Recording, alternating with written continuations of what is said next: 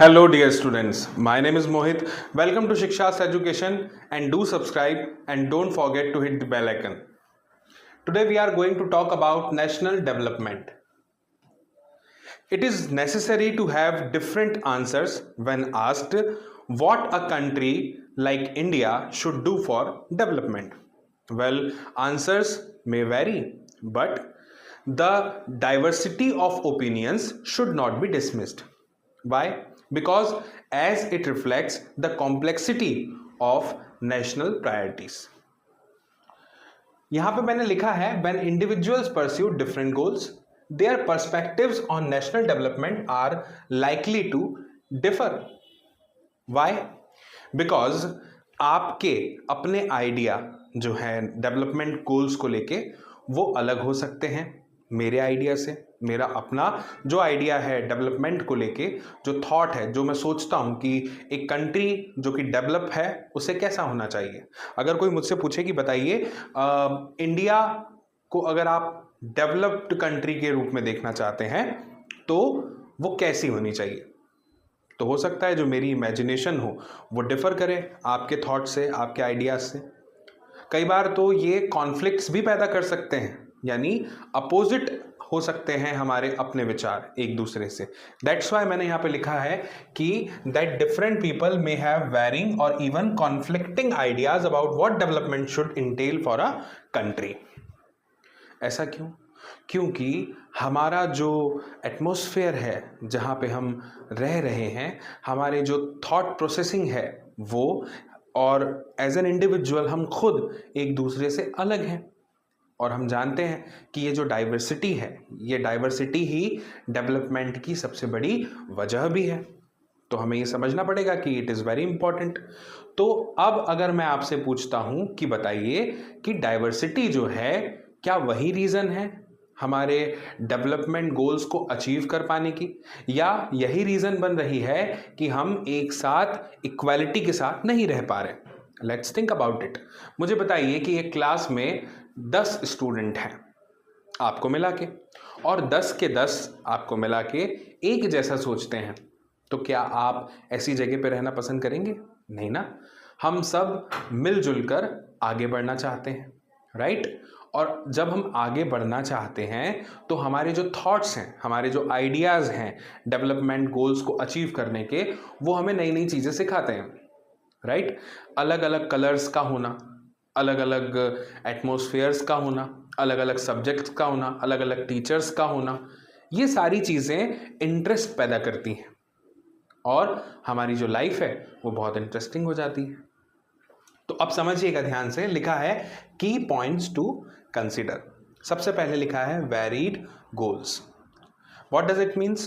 People from different walks of life will have different aspirations. क्या ये बात सही है? जो आपका लक्ष्य है, जो आपका गोल है, जो आपकी एक्सपेक्टेशन है वो अलग है। सेम मेरी जो है वो अलग है एक्सपेक्टेशन अपनी लाइफ को लेकर के। आगे लिखा हुआ है which leads to different interpretations of national development. हो सकता है, बिल्कुल हो सकता है कि मैं बाहर गया किसी कंट्री में एंड वहाँ पे मैंने देखा कि वहाँ की रोड्स बहुत अच्छे हैं। तो मेरे से अगर कोई पूछेगा कि भैया बताइए इंडिया को अगर आप डेवलपमेंट की तरफ आगे बढ़ते देखना चाहते हैं तो आप कौन सा काम सबसे पहले चाहते हैं जो हो जाए, तो चूंकि मैं देख के आया हूँ तो मैं कह दूं कि भाई मैं उस कंट्री में गया था एंड मैंने वहाँ पे देखा रोड्स बहुत अच्छे हैं, कहीं पे गड्ढे नहीं है सड़कों में, लोग आसानी से जहाँ जाना हो वहाँ पे पहुँच जाते हैं, ट्रैफिक प्रॉब्लम्स नहीं होती है वहाँ पे, है ना, ट्रांसपोर्टेशन बहुत आसान है। और चूंकि मैं जानता हूँ कि ट्रांसपोर्टेशन का कितना बड़ा योगदान है, बिकॉज हम अलग अलग सेक्टर्स पढ़ेंगे इकोनॉमी के, है ना, तो हम जब टर्शरी सेक्टर की बात करते हैं तो उसमें क्या होता है, ट्रांसपोर्टेशन इज़ वेरी इंपॉर्टेंट। तो बिकॉज उसके बिना तो कुछ पॉसिबल ही नहीं है ना। प्रोडक्टिविटी क्या होगी फिर? किसी ने अपने प्रोडक्ट्स बनाए लेकिन वो कंज्यूमर तक कैसे पहुंचेंगे? ट्रांसपोर्टेशन बहुत ज़रूरी है, एसेंशियल है। तो रोड अगर सही हो जाए तो डेफिनेटली हम ग्रो कर जाएंगे, है ना। हो सकता है आपके लिए चीज़ें अलग हो, आप एज एन स्टूडेंट सोचते हो कि हमारा जो एजुकेशन है वो और ज़्यादा बेटर होना चाहिए। वेल अभी तो न्यू एजुकेशन पॉलिसी जो है वो इंट्रोड्यूस हो रही है, आप जानते हैं अभी सिलेबस भी बदल रहा है। तो हमारा जो एजुकेशन सिस्टम है वो अगर और बेटर तरीके से काम करने लग जाए तो हो सकता है कि हमारी जो कंट्री है वो डेवलपमेंट की तरफ आगे बढ़ जाए। तो सबके अपने अपने अलग अलग थॉट्स हो सकते हैं, आइडियाज़ हो सकते हैं डेवलपमेंट को लेकर के, है ना, इसलिए मैंने ये लिखा। फिर लिखा है फॉर इंस्टेंस सम में प्रायोरिटाइज इकोनॉमिक ग्रोथ, कुछ ऐसे होंगे जो इकोनॉमिक ग्रोथ को प्रायोरिटी देंगे, प्राथमिकता देंगे। प्रायोरिटी का मतलब क्या है?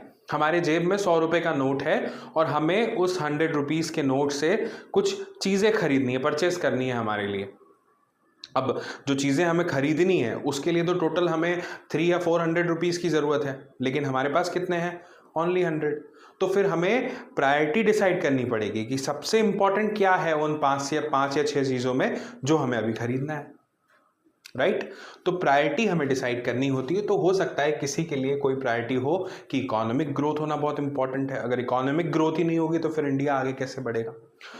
वहीं पे while others might focus on social equality, किसी के लिए बहुत बड़ा मुद्दा होता है, मैटर होता है कि सोशल इक्वालिटी नहीं है, डिस्क्रिमिनेशन हो रहा है, वो किसी भी चीज़ को लेके हो सकता है। और या फिर इन्वायरमेंटल सस्टेनेबिलिटी की बात हो सकती है, राइट?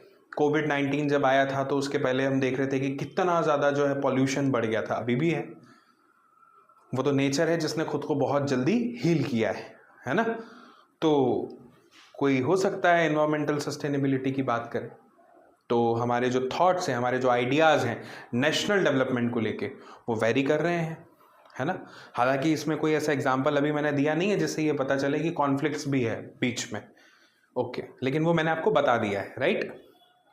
इसके बाद में फिर नेक्स्ट जो है लिखा हुआ है क्रिटिकल क्वेश्चन। अब इस पे बात करते हैं कि इसका मतलब क्या है। लिखा हुआ है कि can all these ideas B considered equally important. अब ये जितने भी आइडियाज़ हैं, मेरा आइडिया अलग है नेशनल डेवलपमेंट को लेके, आपका अलग हो सकता है ना, हमारे दोस्त का अलग हो सकता है, तो क्या ये जो आइडियाज़ हैं इनको सबको इक्वली इंपॉर्टेंट कंसिडर करना चाहिए? क्योंकि हम तो इक्वालिटी की बात कर रहे हैं। अब इसका ये मतलब, हम इक्वालिटी की बात कर रहे हैं, इसका ये मतलब नहीं है कि अगर क्लास में सबने आंसर दे दिए हैं क्वेश्चन पेपर पे तो सबका अपना अपना आंसर है, सबके अपने अपने सोचने का तरीका है, तो सबको इक्वल मार्क्स मिलेंगे, क्योंकि फिर इक्वालिटी कैसे आएगी? ये तो इसका मतलब नहीं है, राइट? तो यहां पे लिखा है कि can all these ideas B considered equally important. फिर नेक्स्ट क्वेश्चन है इफ कॉन्फ्लिक्ट्स अराइज, अगर कॉन्फ्लिक्ट पैदा हो जाता है तो who decides the best path forward? तो डिसाइड कौन करेगा कि ये वाला रास्ता जो है ये सही है, ये वाला रास्ते पे नहीं चलना है, अभी इस पे चलो, इसी पे आगे बढ़ेंगे, ये कौन डिसाइड करेगा? नेक्स्ट ये है कि what would be a fair and just development model that benefits everyone, और वो कौन सा ऐसा मॉडल होगा जिसको हम एक्सेप्ट करेंगे उसके प्लान को, और जब फॉलो करेंगे उसको तो वो क्या होगा? बेनिफिट लेकर के आएगा सभी के लिए, एवरीवन, फॉर एवरीवन। जैसे फॉर एग्जांपल, जैसे हम डेमोक्रेटिक कंट्री हैं, तो डेमोक्रेसी क्या है? कोई एक लीडर को हमने सिलेक्ट किया है, राइट? मान लीजिए कि हम 100 करोड़ लोग हैं जिन्होंने वोटिंग करी, और 100 करोड़ लोगों में से 80 करोड़ चाहते हैं कि ये व्यक्ति लीडर बने, और 20 करोड़ चाहते हैं कि ये व्यक्ति लीडर बने। तो जो 80 करोड़ हैं जिनके पास ज़्यादा वोट हैं वो जीत गए, राइट? तो वो जो 20 करोड़ लोग हैं उनका क्या? अब जो लीडर बना है वो तो उनके लिए भी लीडर है, उनको भी एक्सेप्ट करना पड़ेगा। तो क्या ये सही है? इसके बारे में हम बहुत अच्छे से पढ़ेंगे। अभी जिसकी मैं बात कर रहा हूं, मैं आपको क्वेश्चन दे रहा हूं, जानबूझ के दे रहा हूं, क्योंकि एज अ टीचर अगर मैं आपको क्वेश्चन नहीं दे पाया, आपको क्यूरियोसिटी नहीं दे पाया, तो फिर आपका सब्जेक्ट में इंटरेस्ट कैसे बनेगा? तो सब्जेक्ट में इंटरेस्ट पैदा करने के लिए it is very important and essential also what, कि मैं आपको क्यूरियोसिटी दूं, आपके पास में कुछ क्वेश्चंस दूं। आपके जो डाउट्स हैं वो तो सॉल्व होंगे ही होंगे, लेकिन नए डाउट्स आपके अंदर आने चाहिए। जब आप स्टडी करते हैं, जब आप पढ़ते हैं, तो ये सब चीज़ें आपके अंदर आनी चाहिए। लिखा हुआ है should development benefit a large majority और अ स्मॉलर ग्रुप, और वो जो बेनिफिट होगा किसी एक स्पेसिफिक मॉडल को सिलेक्ट करने के बाद, चूज करने के बाद में, उससे जो बेनिफिट मिलेगा वो मेजॉरिटी को मिलेगा, लार्ज मेजॉरिटी को, या फिर एक स्मॉलर ग्रुप को मिलेगा। तो ये सारे क्वेश्चन जिनको मैंने टाइटल भी दिया है क्रिटिकल क्वेश्चंस, ये आपके एनसीईआरटी बुक से लिया है मैंने, तो ये क्रिटिकल क्वेश्चंस क्यों है, व्हाई, बिकॉज यही वो क्वेश्चंस हैं जो हमें सोचने पे मजबूर करते हैं, जिनसे हम एक डिसीजन तक पहुंचते हैं, जिससे हम अचीव करते हैं उस गोल को। कौन सा गोल? जो है नेशनल डेवलपमेंट का गोल। करेक्ट? तो नेशनल डेवलपमेंट को समझने के लिए इट इज़ वेरी इंपॉर्टेंट कि हम अपनी जो साझी जिम्मेदारी है, जो हमारी रिस्पॉन्सिबिलिटीज़ हैं, उनको समझें, और इस बात को जो इन क्वेश्चंस से पैदा हुई। राइट? अब आगे बढ़ते हैं, देखते हैं कि नेक्स्ट क्या समझना है हमें इस टॉपिक में। आई थिंक ये टॉपिक बहुत छोटा सा है लेकिन बहुत इंपॉर्टेंट है। छोटा नहीं है, हमारे चैप्टर का ही नाम डेवलपमेंट है। अब यहाँ पे लिखे हुए हैं 2 पॉइंट डिस्कशन एंड डिबेट, इस पे तो मैं पहली बात कर चुका हूँ। लिखा है कॉन्फ्लिक्टिंग नोशंस, इसको थोड़ा समझिए। लिखा हुआ है मैंने यहाँ पे कि डिफरेंट, अब ये इस पर मैं पहले बात स्टार्टिंग में ही कर चुका था। मैंने आपको बताया था कि अलग अलग आंसर्स का होना हो सकता है, पॉसिबल है, होगा ही। अलग अलग आंसर्स हो हमारे, जब हम कोई क्वेश्चन पूछें ऐसा कि इंडिया को क्या करना चाहिए डेवलपमेंट के लिए, राइट? और the diversity of opinion should not be dismissed as it reflects the complexity of national priorities.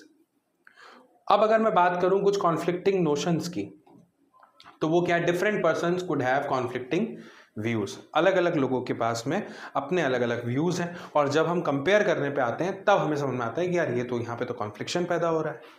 फिर उसके बाद में फॉर इंस्टेंस वन ग्रुप में want industrial expansion for economic progress. अब एग्जांपल से बता दिया कि एक ग्रुप हो सकता है जो चाहता हो कि इंडस्ट्रियल ग्रोथ हो। क्यों? क्योंकि उसी से तो हमें फिर इकोनॉमिक प्रोग्रेस मिलेगी। होता क्या है, एक दो वर्ड्स को समझ लीजिए। एक अगर मैं आपसे कहूं, जैसे मैं आपसे कहता हूं इंडस्ट्री,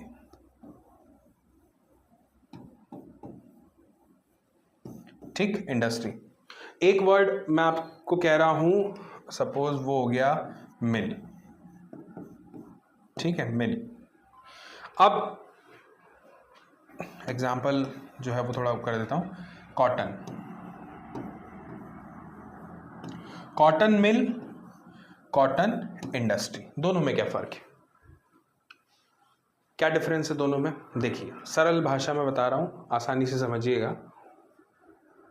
कॉटन मिल जहां पे कॉटन तैयार हो रहा है। अब मैंने बात किया एक स्टेट के लिए, सपोज राजस्थान,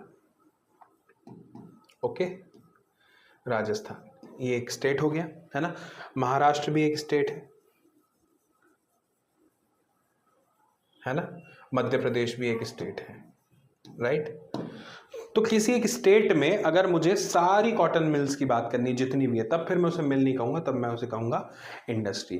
तो जब मैं कहूंगा cotton industry in Madhya Pradesh, which means कि जितनी भी कॉटन तैयार करने वाली मिल्स हैं, मैंने उन सब की बात की इन अ ग्रुप, तो वो इंडस्ट्री हो गया। तो यहाँ पे लिखा हुआ है कि इंडस्ट्रियल एक्सपेंशन होगा तो उससे क्या होगी, इकोनॉमिक प्रोग्रेस होगी।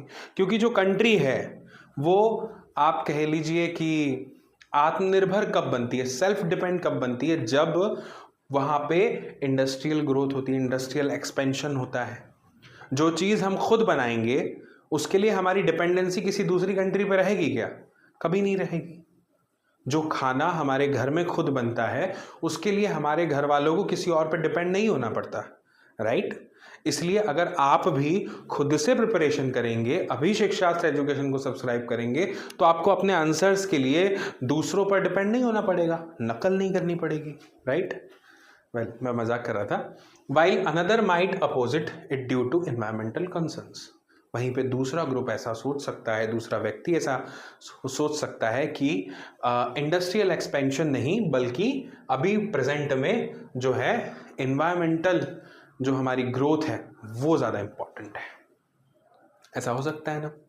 तो नेशनल डेवलपमेंट वाला ये जो टॉपिक हम अभी देख रहे हैं, इसमें हमें बहुत अच्छे से ये समझ में आ रहा है या आना चाहिए क्या, कि हमारी जो कंट्री है, जब हम बात करेंगे नेशनल डेवलपमेंट की, इंडिविजुअल से हट के, तो हो सकता है कि हमारे जो थॉट्स हैं, जो हमारे आइडियाज़ हैं, वो वेरी करें और उनमें डिफरेंसेस पैदा हों, कॉन्फ्लिक्ट्स पैदा हों। लेकिन इन्हीं कुछ इम्पॉर्टेंट बातों को समझकर ही हम क्या कर सकते हैं, आगे बढ़ सकते हैं, और तभी हमें जो नेशनल डेवलपमेंट है ये समझ में आएगा। ये जो क्वेश्चंस हैं कि can all these ideas be considered equally important, या if conflicts arise who decides the best path forward, or what should be a fair and just development model that benefits everyone. And the last but not least, should development benefit a large majority or a smaller group? So I think आपको ये topic बहुत अच्छे से समझ में आ गया होगा। आपने ये चैनल को अभी तक सब्सक्राइब कर लिया है, क्योंकि आपको इसी तरह के वीडियोस इस चैनल पर और देखने को मिलेंगे।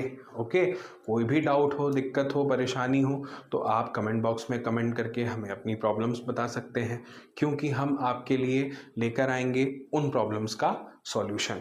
खूब सारी पढ़ाई कीजिए, ज़रूरी है।